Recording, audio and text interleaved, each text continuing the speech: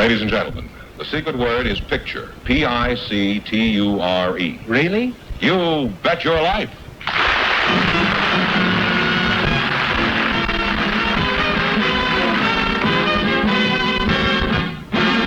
The National Broadcasting Company presents Groucho Marx in You Bet Your Life, the comedy quiz show transcribed from Hollywood.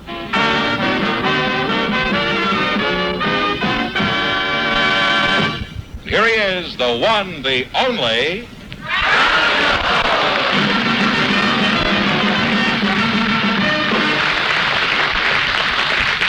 Well, here I am again with a chance for each of our couples to win up to $10,000. And if any of them say the secret word, they'll win an extra $100. George, who's first? Groucho, Mr. Stanley Stevens is waiting to talk to you, and his partner is a special guest, Miss Lisa Simone. She was Miss France in the 1957 Miss Universe contest. And knowing you, I thought it'd be a good idea if perhaps we asked her to come down here dressed in the attire with which she faced the judges when she was in the contest. So I think that's a splendid notion. Would you come in now, please, and meet Groucho Marx? Let's have them. That's all I can say is let's see.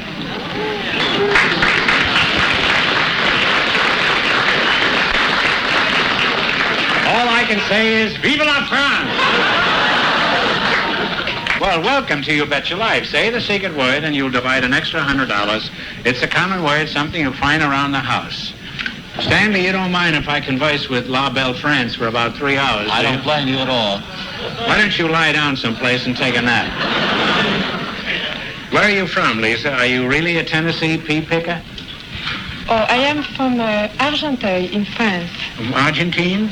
No, Argenteuil. Argenteuil? Yes. Did you come from France dressed like this? Oh, no. No. Now, Lisa, we don't give away big money in this show, you know that, but we ask some mighty big questions. What are your dimensions? I'll give you a tip. The secret word tonight is 38, 23, 36. Now, what are you? It's hard to say for me because, in France it's not like here. They don't measure them in France? Yes, we have. I thought that was one thing that was the same the world over, the measurements. Well, how are you different in France? I mean, what are your dimensions over there? Oh, well, mine is 88, 59, and 88. 88, 59, 88? Yes. You're not a piano, are you? Well, there certainly is a difference. And vive la difference, I say. Okay, Lisa, explain how is it that you're 88, 59, 88? Oh, it is in centimeters. I don't know what is it in inches. Lisa, I don't care if it's in fathoms. It all adds up to a nice round figure. Now, your name is Stanley Steamer, eh? No, Stevens. S-T-E-V-E-N-S. Stevens? Yes. Where are you from, Mr. Steamer? Well, I'm from Chicago, Philadelphia, Baltimore, New York, Maine, Tennessee, Ohio, and now I'm living in California. What are you, a bus driver? No, my father was a salesman. Oh. The police weren't chasing him. He just traveled a lot. Where do you go to school, Stanley? Well, I went to about 9 elementary schools in all these cities, and I also went to law school. Oh, law school? Well, that's rather impressive. Well, are you practicing law now in California? No, I'm in the insurance business. Why haven't you passed the California laws? Well, it's a long story. You see, can you make it short? Well, it's hard to, but I'll try. You see, I came out here in July. We haven't got time for a long story. I see. Well, I came out here in July 51. You see, we only have so much time on this show. I see. Well, if you keep spreading it out, we won't have any time for anything. Well, you see, I came out here in July 51, and I wanted to take the first year baby bar exam, and they only give that once a year, and so I had to wait to June 52, and I took it, and I flunked it. And then I had to wait to June 53, and I took it and passed it. And then I took the regular bar exam in 54, and I flunked it. And then I took the bar exam in 55, and I flunked it. But I'm pretty optimistic. I think I'm going to pass next time. If not, I might change professions. That would be a pretty good idea, I think. How old are you, Stanley? Well, I'm pretty old, around 36. Most people think I look like I'm 21, but that's just because I'm so young looking. keep myself in good physical condition. Well, you are young looking. You're very young. I thought you were around 23, 24. Yes, How do you do this? Do you have any theories about this? Oh, definitely. Or just failing in the bar every year? Well, that helps, but you don't have to work so hard when you're not a lawyer. But also, I take a nap every day, and I don't drink, and I don't smoke, and I don't cuss, and don't do too many things. Well, you're an exemplary character, Stanley. Congratulations. Keeps me looking young. Well, I can understand why you keep taking those naps. It must be very tiring to be so good all the time. Don't you get bored with yourself, Stanley? Never. Have you got a girl, Stanley? Well, I don't go steady with any, but I got 105 names in my black book. Well, you're quite a Romeo, Stanley. I never would have suspected it when you first walked in here. Well, I don't know about that, but I do get a lot of names. Yeah. Well, is that as far as it goes? Do you meet a lot of girls? Oh, sure, I go to the... Where do you meet all these girls? Well, I go to beaches. And, in the winter? Well, sometimes in the winter if it's hot enough. And also I go to the tennis courts and the museums and any place where the fee isn't too expensive. You go to museums? What do you get there, mummies? Well, there's sometimes some college students looking, and there's some... You know all the likely spots, huh? The cheapest spots, anyhow. Oh. But where do you usually go when you have dates with these beauties? Well, I take them to the beach and to museums. And no, you get them at the beach. Where do you... I also take them there, too. You pick them up at the beach and then take them back there? I figure if they were there once, they must like it, so I take them back again. And besides, it's cheaper than taking them to other places, like nightclubs or things like that. You know, they ought to make you Secretary of the Treasury, Stanley. You'd have the country back on its feet in no time. We wouldn't have so much inflation, I don't think. No, we wouldn't. How would you like a date with La Belle France over here? Well, she's a very lovely girl. Yeah, she is. If you had a date with her, how would you entertain her? You know, Lisa, television is very educational. How would you like to come up to see television? I have an excellent television set. It's a very good set, and it's very educational. Well, what is your answer to this kind of an approach, Lisa? Would you be interested? No. No.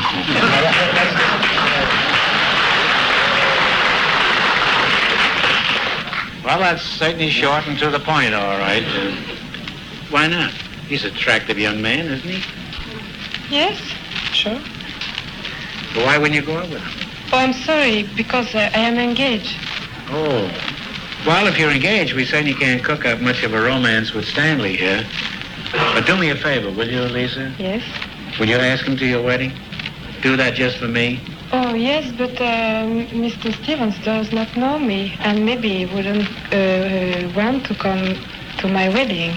Lisa, you just let him know where it is, and he'll be there. All you have to do is validate his parking ticket. I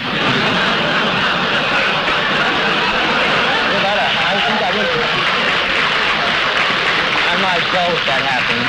And maybe some trading stamps, and he'll be there before the minister. I'm coming. Well, there you are. Well, I hate to call it quits, but I'm afraid it's time for you two to make some money. So let's play You Bet Your Life. Now, let's see what you took World Capitals. You know anything about this, Lisa? Yes. Well, he's your partner. He's a pretty smart cookie. Yes. I'm going to ask you some questions. If you miss 2 in a row, you're out.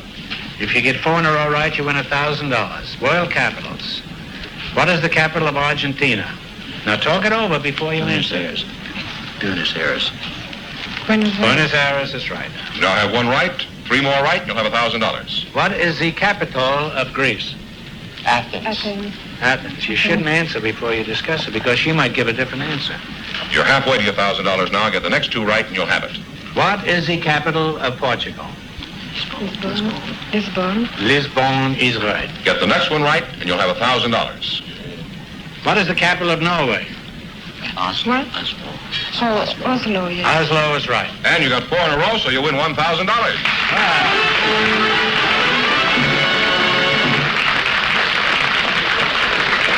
Now, you won $1,000. You can keep it and quit, or else you can come back later and try to double your money. You may even get a chance at $10,000. So go over there and sit down and think about it, and you behave yourself, young man. I will. And no matter what you decide to do, thanks for being on the show. Vive la Thank you. France. Oh, It's been a pleasure, Brown.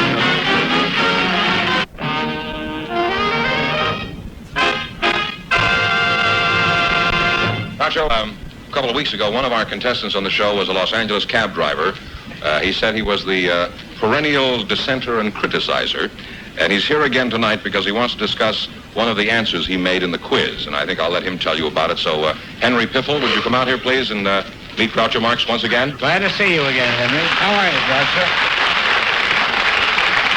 Now, what's on your mind? My problem is I came here tonight to protest.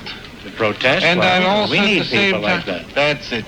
You know, I go to the bottom of things, and I have to plead a case here. I think you remember a few weeks ago when I was on the show?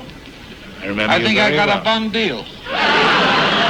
Now, you remember, you asked me a question then. I ask everybody questions, Henry. Yeah, but that particular question, you asked me the first question on the quiz, you asked me, what is a pachyderm? I said it was a prehistoric animal. You said, better luck next time, and so on and so forth. And that was the answer? Better luck next time? No, that wasn't the answer. Better luck next time is certainly not a prehistoric animal. No, but I wanted to get to the bottom of this thing, and I went home and I talked this thing over with my wife, and then... You're married? Yeah, I'm married. How'd you meet your wife? We discussed it on the previous show. I'm sorry. It was very nice then. I picked up this Webster's dictionary there. You did? See? Was anybody watching? It was my own dictionary. Oh. Well, here it says pachyderm. Member of the pachydermato group of thick-skinned animals, especially the elephant and rhinoceros. And what was that last one? Rhinoceros. Rhinoceros. Whatever it is, that's what it says. A little further down it says mastodon. The mastodon is an ancestor of the elephant. The mastodon is a prehistoric monster. All right, let's stop this right now. You realize that I am just the quiz master up here, and I read things off a piece of paper. No! I have no more knowledge than you have. Perhaps less about most subjects. But I'm not disposed to get into a discussion with you about this. No, but I can't take this. Let's go to another source then. Let's find a judge or whatever there's necessary. I will. Mr. Bob Dwan, the director of our show, was a student that graduated with high honors from Stanford University. And I will bring him out here, and you discuss it with Mr. Dwan and leave me out of it. Bob, would you come out here a minute? You've met Mr. Pringle, huh? And this is Mr. Dwan. Pringle? Is that right? Now, do I understand that your point is that a pachyderm? A pachyderm is a prehistoric animal? Yes. And that you claim that some prehistoric animals were pachyderms? Yes. And therefore we should have considered this a correct answer? Definitely. I'm afraid I think you are still wrong, Mr. Piffle. This is an error in logic. If I can recall my college logic, this is an incorrect syllogism that you are attempting to apply here. That's worse than pachyderm. There's a classic example of this. You say all cats are animals, all dogs are animals, therefore all dogs are cats. This is an incorrect syllogism with an undistributed middle, if there's a technical term in logic, and I'm afraid that we must still consider that prehistoric animal is an incorrect answer to what is a pachyderm. It's a bum deal. Bum deal. Everybody's shaking hands and I'm not getting any money.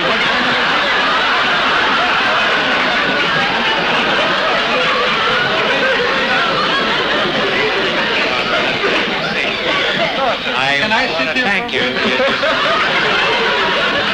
want to thank you for extricating me from this very embarrassing position. Now, is the whole thing clear to you now? Yeah.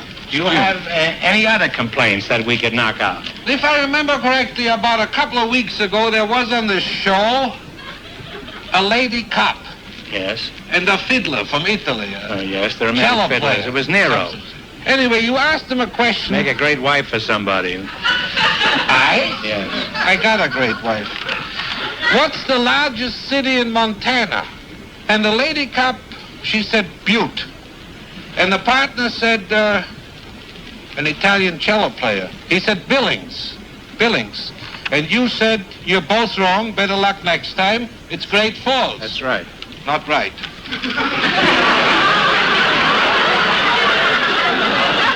Are you going to stand there and tell me that Better Luck next time is not the capital of Montana? Well, what is it? No, here, I tell you what I did. I went to school, too, you know. I called up the manager of the Billings Chamber of Commerce. In Montana? Collect. I should think.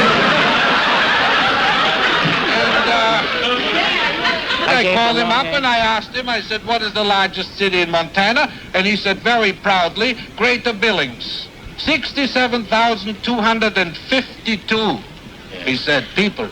Bob, would you come out here a minute? Come on, Bob. I called up this Will you man stop here, this thing, Mr. Kitching. I'm pretty sick of the whole thing. Well, myself. we'd have, on this subject, I'm afraid we'd have to go consult some reference books. According to our source, Great Falls was the largest city in Montana. We may be wrong. Henry, why don't we get the people who are concerned? And how are we going to get them? Well, we'll find them. We know where they are. They don't all disappear. Well, you don't want me to drive up and down with my cab in Los Angeles and look for a cop, a lady cop, and a guy from... No, we won't have any trouble finding these people because they're picketing the theater right now. I had nothing to do with that. We admire your interest in justice. We will contact... He's a public defender. But we don't want any more of your piffle tonight, Mr. Piffle. All right. Can you come back next week with the people if we Not can can find... I come back? I will come back. No, We'll all shake right, hands. Shall we shake again? Yes, we'll shake hands. Good night, Mr. Piffle. Good night.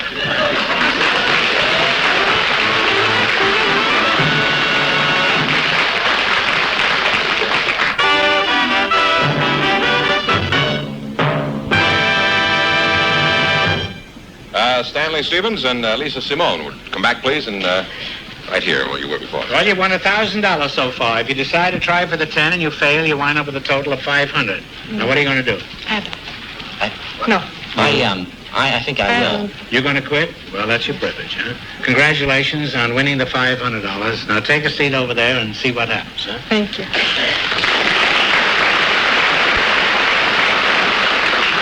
You're going to try for the big question? I'm ambitious tonight. All right, think of a number between 1 and 10. 7. 7, I'll give the wheel a turn.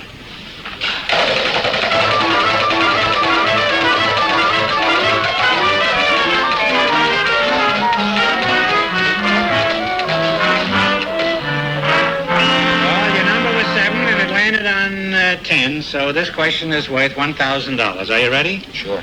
New York City politics were controlled from 1854 to 1932 by a political group headed by Boss Tweed and others. For $1,000, what was the name of this well-known political group? Tammany Hall. Tammany Hall. You don't have to go any further, huh?